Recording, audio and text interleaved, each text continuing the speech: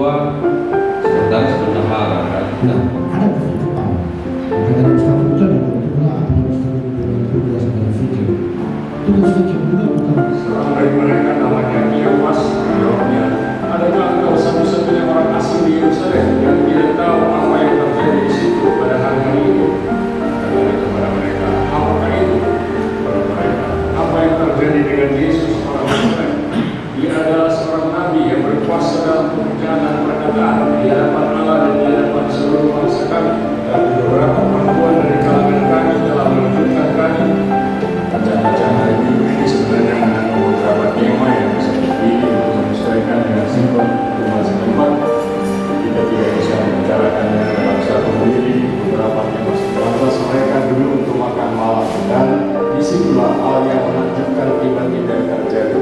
Ketika orang asing sampai mereka tidak pernah bisa diam lagi tentang hal ini. Melalui Ekaristi, Kristus yang bangkit mendatangi setiap orang beriman, baik secara pribadi maupun sebagai kelompok, untuk membesarkan hati, mengobarkan semangat. Melalui Ekaristi, mereka mengenali kembali Kristus yang dulu pernah hidup bersama mereka.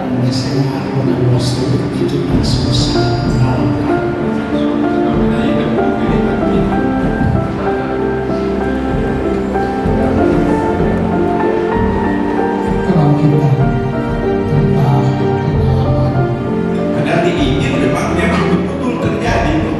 Sama itu orang saya bercermin dari mungkin konteks anak muda tentang renungan kita hari Minggu nanti, bahwa ada satu refleksi bagus dari pastor yang di-share di media sosial banyak, Pastor David Michael Moses.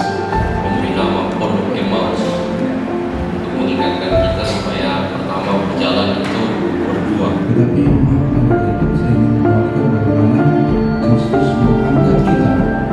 dengan disuruhkan hadir, tapi juga seperti Paulus ketika mendapatkan pencurahan Roh Kudus pada hari Pentakosta, sudah itu kemudian dia berkhotbah Diberikan